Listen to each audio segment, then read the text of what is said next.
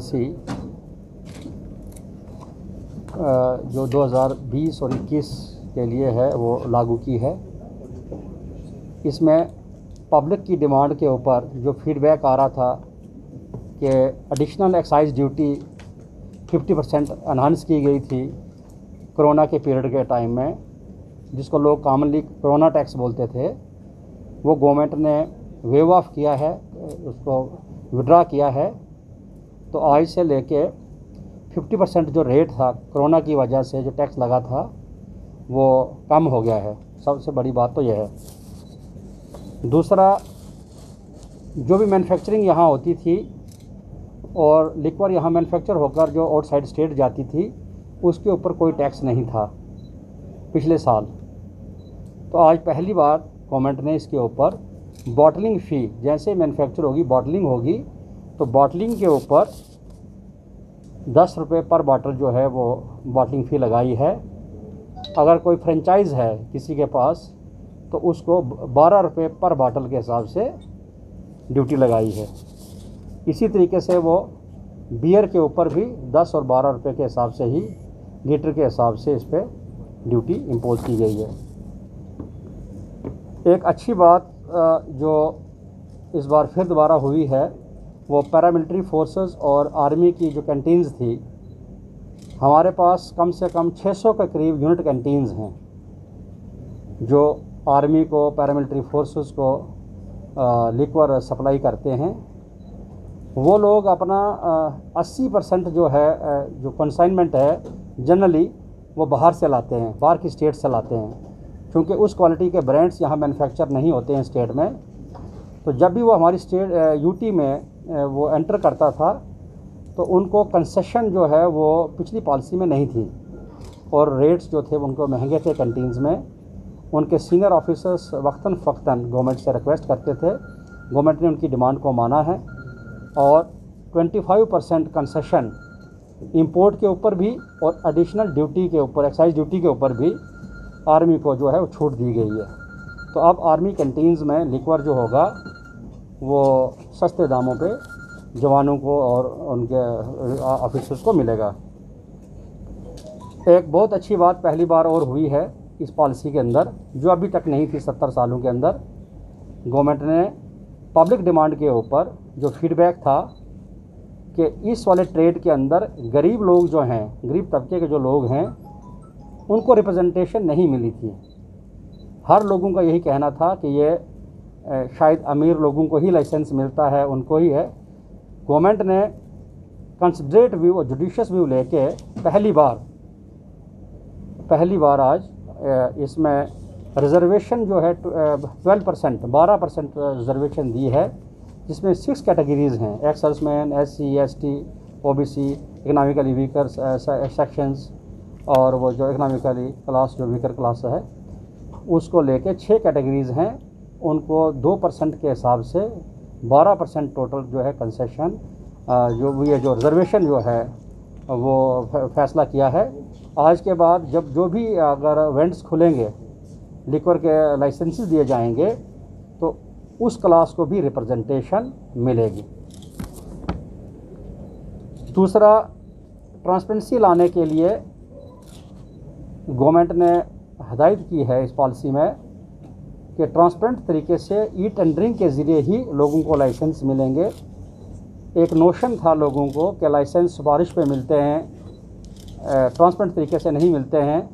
लेकिन वो इस बार इस पॉलिसी में गवर्नमेंट ने क्लियर किया है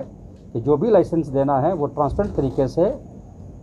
ओपन सिस्टम से ही लोगों को लाइसेंस जो है अलाट किए जाएंगे। गवर्नमेंट ने यह भी ध्यान रखा है कि जो लोग अनएम्प्लॉयड हैं, अगर वो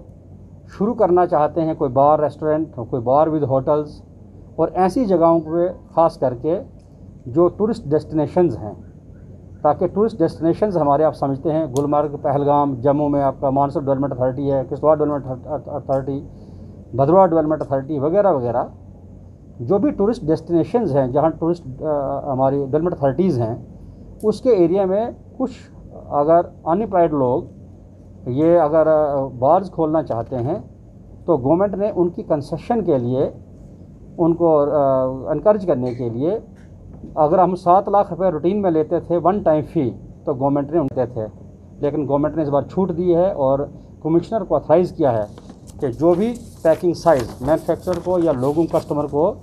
सूट करता है उसी पैकिंग साइज़ में जो है कोई भी साइज़ जो है डिपार्टमेंट अडॉप्ट कर सकता है, क्योंकि ड्यूटी के ऊपर से कोई इम्पैक्ट होने वाला नहीं है।